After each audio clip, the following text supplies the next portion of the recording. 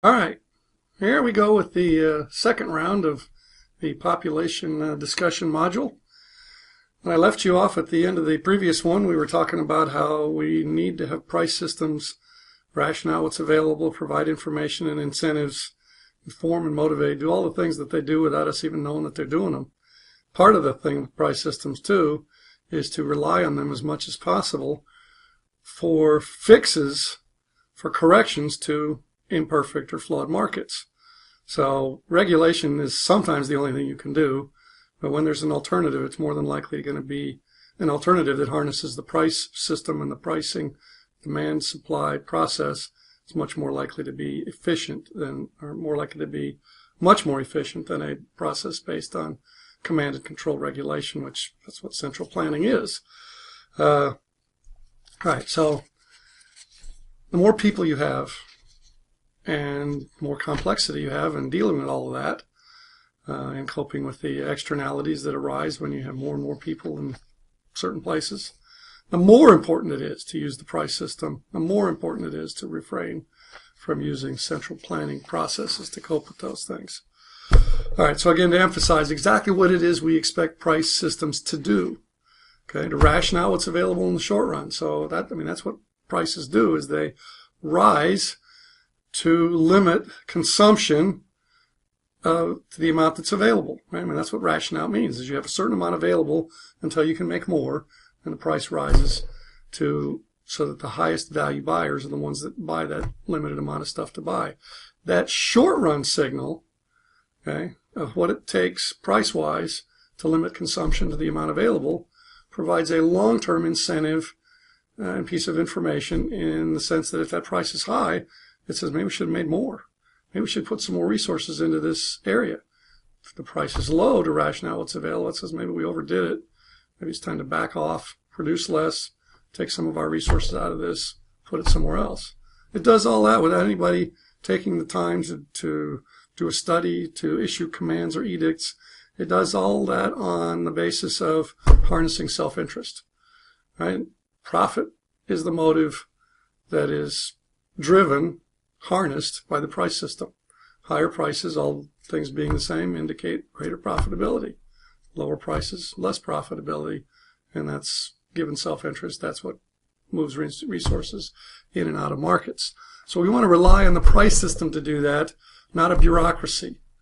Okay? So no price controls, free trade, all the rest of that allows prices to find their own level naturally and change over time is the best thing you can do among the many things you need to do in order to cope with a large and growing population. All right, now in terms of the kinds of things we've been talking about all semester long, there are ways to harness the price system where it doesn't exist naturally, or where spillovers and public goods and common property resource issues cause the price system functioning naturally to malfunction, or to provide distorted signals that are not accurately conveying the true scarcity of something. So what we should do then for things that are government-owned, parks, sorts of things, facilities, stadiums, infrastructure, use the price system to eliminate congestion, okay, to address congestion. And since the demand for things varies over time, during the day, during the year, during the week, we need peak and off-peak pricing.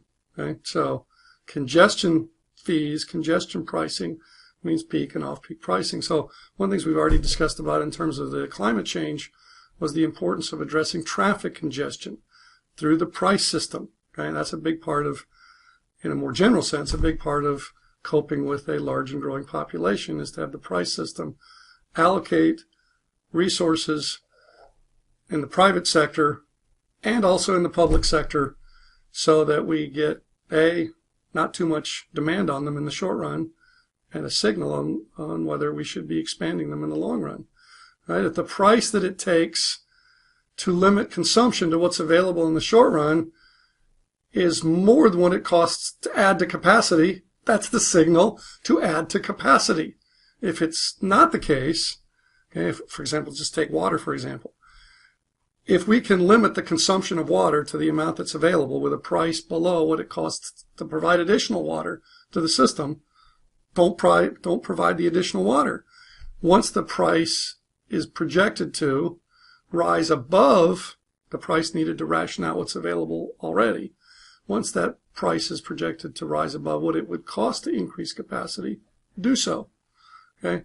So the price signal works naturally in the private sector, okay, without any bureaucracy, to efficiently allocate resources, to efficiently provide private goods and services. But to provide the things that the public sector sometimes does provide, doesn't have to in some cases, or must provide, we can also use the price system the same way. But then we do need some people to create systems, to create good price signals, and to recognize what they mean. For example, sizing a road or a pipe. We need to understand that the price to ration out what's available already needs to look like it's going to be above what it would cost to increase capacity before we increase capacity. Okay, so I say it's looking like it's going to be. Well, it takes a while to build a water project, or to dig up a pipe and build a new one, or in pipes, once we put them in the ground, we expect them to last for a while. Okay, so what price it takes right at this moment to ration out what's available is less important than what price it's likely to take during the lifetime of that piece of infrastructure, or during the lifetime of a park, which is hopefully forever. But in the case of infrastructure, during the lifetime of a road or a stadium or pipe or something like that, we want to look forward a little bit, estimate what price it's going to take to ration out what's available. If that's a high price, higher than the cost of increasing capacity, increase capacity. All right, so peak and off-peak pricing is part of using congestion fees to efficiently use resources and to decide and to know when it's time to increase the size of that infrastructure, public facilities. All right, so as I've been saying, the optimal population and the likelihood of having it be a larger number is a function of institutions. And institutions means sometimes they're not functional because of corruption. Okay? Let's face it, most governments are corrupt to some extent simply because they're spending other people's money. Some governments are much cleaner than others, some not so. And because of that, population growth is okay in some places, better institutions. It's a major headache in others, where those institutions, I've been mentioning Venezuela, are totally dysfunctional. The problem is weak or dysfunctional incentives to take account of the costs imposed or the benefits that might accrue to others. Without institutions like clearly defined property rights and in courts to enforce contracts, we don't have sufficient incentive to make long-term investments. Okay, and that's going to be a major problem in coping with large and growing populations, as the entrepreneurs and or the government in some cases are not sure of the long-term efficacy of an investment, the likelihood that it will provide returns on the investment, to construct it. And as a result, we don't have enough infrastructure to provide for the current number of people, much less a larger number of people.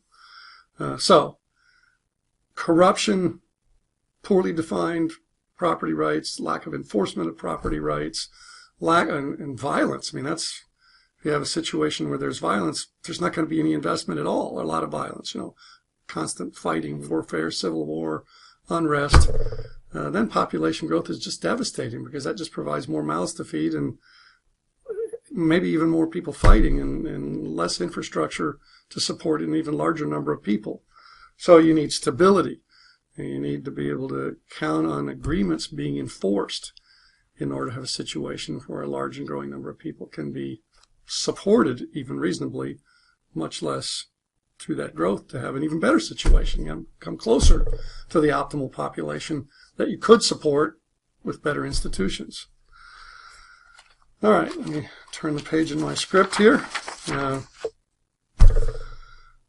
Part of corruption, perhaps too strong a term, but part of dysfunctionality, up to perhaps the use of the corruption term, is the failure to address policy-relevant pollution problems. And we know what that means. a case where there are uncompensated damages that are big enough to offset the losses or the administrative and compliance costs of actually taking action. Another reason that we might need to do something that corruption might cause us to fail to do so would be an emerging or growing tragedy of the commons. By that we mean that many natural resources, water in an aquifer, populations of wild animals and plants, forests, begin their lives, at least in the presence of humans, as common property resource, something that everyone has access to and is sort of owned by everybody at the same time. And for a long time that works just fine. But as the population grows, the amount that everybody wants to take, because until they take it, it's not theirs, suddenly becomes more than the environment can take or sustain or recover from and then reproduce on a sustainable basis. And now the institutions that have become ingrained and have worked well, or at least have not worked badly for a long time, are suddenly a terrible disaster. Here in San Antonio, where I'm recording this, and I mention this because maybe this video will sometimes be seen by other than my students, we had exactly that kind of a situation. And we'll discuss this in this class later on, the aquifer, the Edwards Aquifer that underlies San Antonio and several neighboring counties. For the longest time, because it's huge, gets a lot of inflow, has a lot of storage, our huge aquifer could be managed just by benign neglect. Got a piece of property, put a pump in it, pump all the water you want. The law of capture. It was even enshrined in the law. It's like, if it's below your land, you have the right to take as much as you want.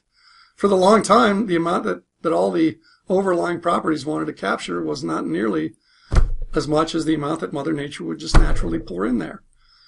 But then, as population grew in this area, and the economy grew, and some of the activities were water intensive, like a catfish farm, used a tremendous amount of water. Why? Because it was free for the taking, for merely the pumping cost. In the case of the catfish farm, not even a pumping cost. It was under artesian pressure coming out there. Suddenly the law of capture and take whatever was a disaster, or an imminent disaster, because the average pumping level was more than the average amount that would be recharged naturally. And so something had to be done, but it was a long time till something was done, and I would argue that what was done was, at least limited pumping, but it doesn't allocate the amount of pumping very, very accurately.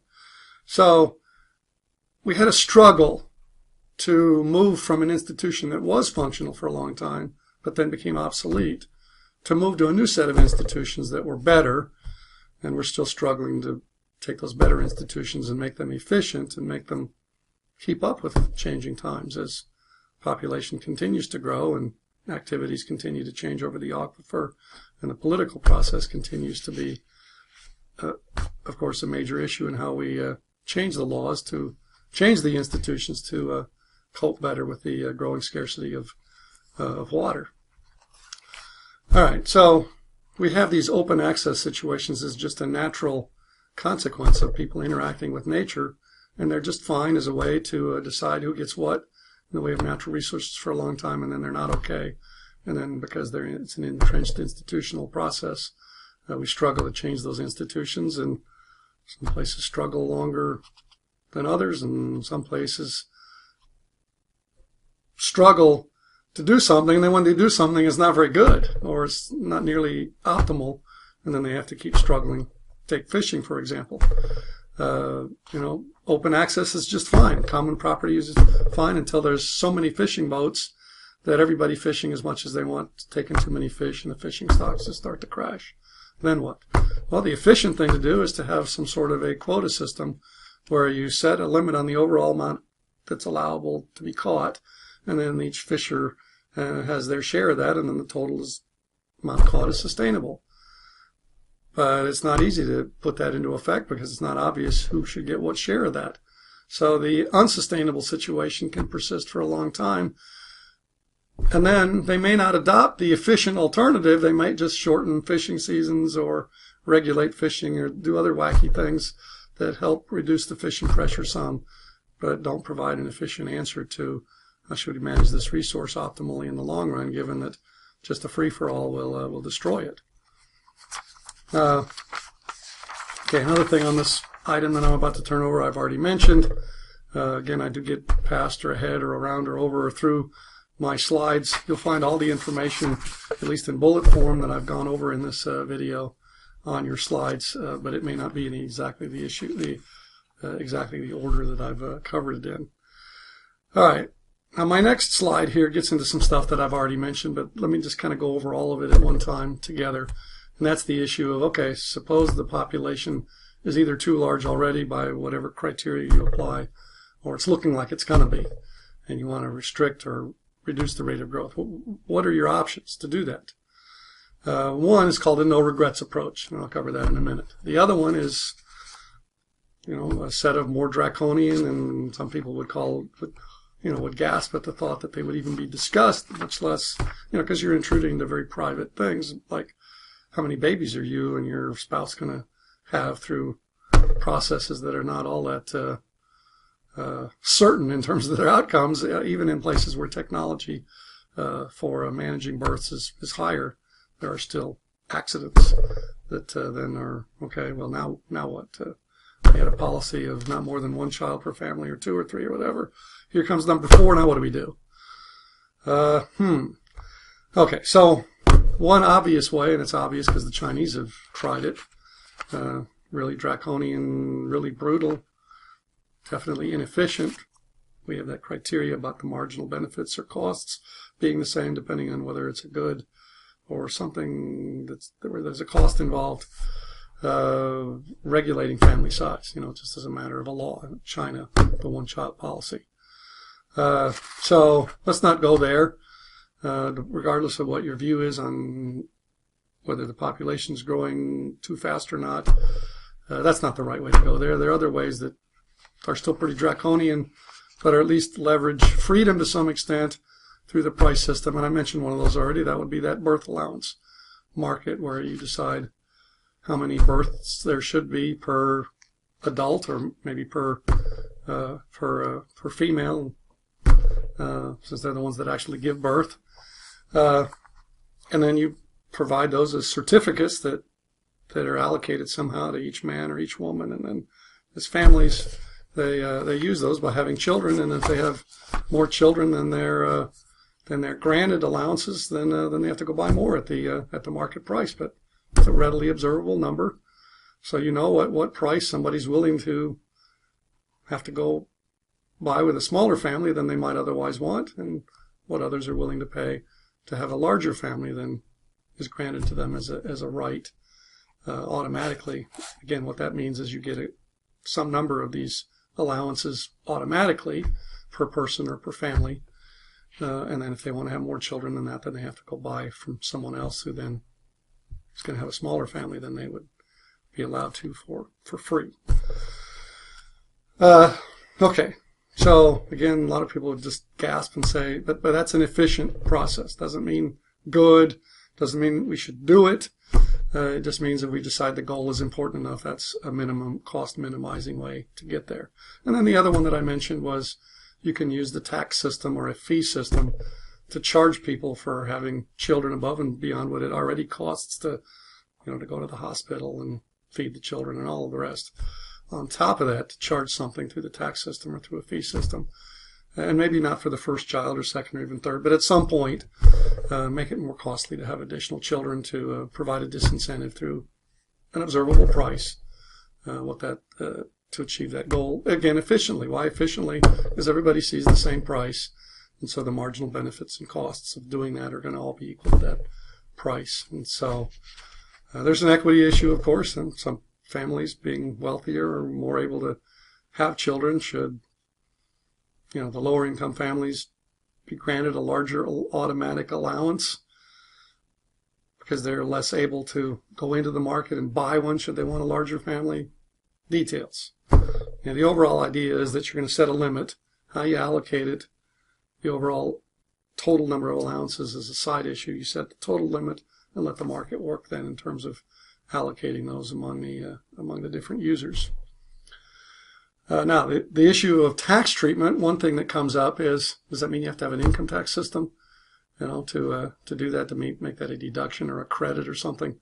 No, not necessarily. I mean, you can make it apart from the tax system by having it be a fee charging process, or it can be part of a different kind of a tax system other than income tax system. There's something called the fair tax. You can Google that and look that up. It's a sales tax, and it doesn't have to be the so-called fair tax method, but basically the idea of that specific method, and so that's why I mentioned, so you can look it up.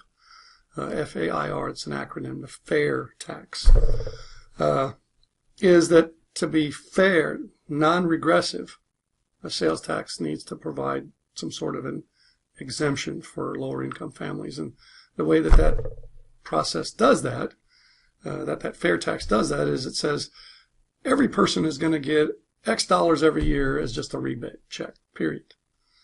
Okay? Which means that lower income families will basically have their amount that they pay in taxes refunded, maybe more than refunded.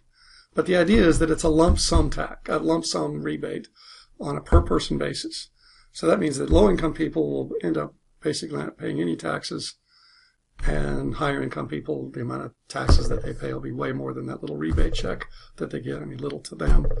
And so you have to charge a higher rate, of course, to provide the rebate and have money left over for government expenses. But okay, so you charge a little higher rate than you otherwise would, and then you have these rebates, and you can manipulate the rebate, right? Have it be smaller or larger, depending on your desire to motivate family size. Okay, so it doesn't have to be an income tax to use the tax system to have a population control element in there. Okay, so I mentioned the no regrets policies. You can do that. Still, remember the no regrets policies from the climate change issue? Same deal. What does it mean? It means things that you might want to do anyway, or probably make sense to do anyway from an efficiency perspective, maybe not from a political perspective or from an equity perspective, but benefit cost ratio is already positive without any benefit that they might yield from having a smaller population growth. One of those would be better protection of property rights. I mentioned that earlier. Better protection of property rights means that incomes are going to grow faster. You get into that demographic, socioeconomic transition faster and will progress through it faster. That reduces the rate of population growth, maybe not as much as you'd like. Okay, so that's the deal with these no regrets approaches, is they seem to push in the right direction, but you can't really fine tune them all that much to decide to push a certain amount, to reduce the growth from whatever it is to some lower rate that you'd like to achieve. But at least you're pushing things in the right direction.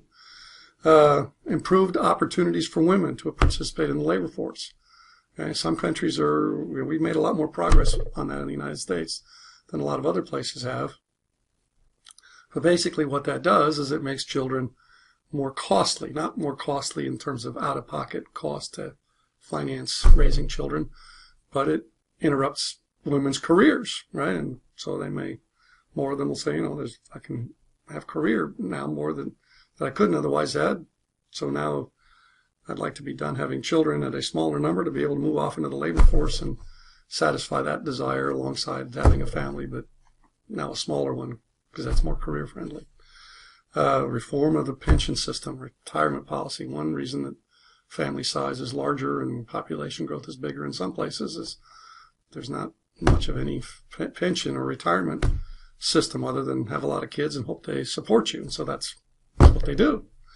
And then back to that old axe that I like to grind, school system improvement and higher rate of survival of children, not just have them be smarter and more productive, but have them survive at a higher rate, then you won't want to have as large of a family. And that part of that is a transition thing, is the survival rate may improve before you discover that it has, and so then suddenly the population growth accelerates because people the mortality rate is lower and you're still having the same number of kids that you would have based on you want some of them, just more of them, enough of them to survive. All right, last but not least in this population module is the notion that maybe all you want to do is just rely on that demographic transition. So push push on the economic growth button as hard as you can. That means push down on the corruption button, because that's the most damaging thing, the most devastating thing you can do to prevent economic growth, is to have a place where people can't count on their investments staying whole, right? In other words, they might not want it to be destroyed by violence, or to have somebody steal it from them, or to not be able to pay their bills because somebody that they were counting on to keep a promise got away with not having to keep it.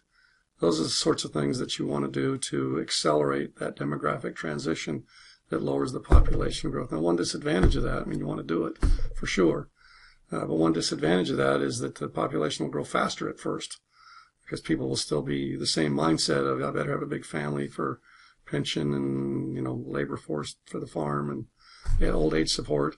They'll still be in that mindset for a while until they realize that those things are no longer as important as they used to be, and then they'll start having smaller families. So at first it'll accelerate because more kids will be surviving, and they'll, population will grow more than it otherwise would. All right. So that concludes the discussion of population. Of course, I didn't fill up the 75 minutes with it that I'm sure that I would have if we had this in class, because there was no opportunity to interact. So what I'd like to see you do before we meet again in class is to go online, okay, and react to some of this with economic content as much as possible. Limit the I feel, we should kind of thing. If your statement starts with I should, you're doing normative economics. And we can have an editorial section where we argue that a little bit, but let's hold off on that part until we're solid on the positive economics. If this goes up, that goes down. If that goes up, that goes up. That's what I mean by positive economics. And the anecdotal stuff, let's make that the basis of a hypothesis, but not the basis of conclusions. All right, well, we'll see you soon, and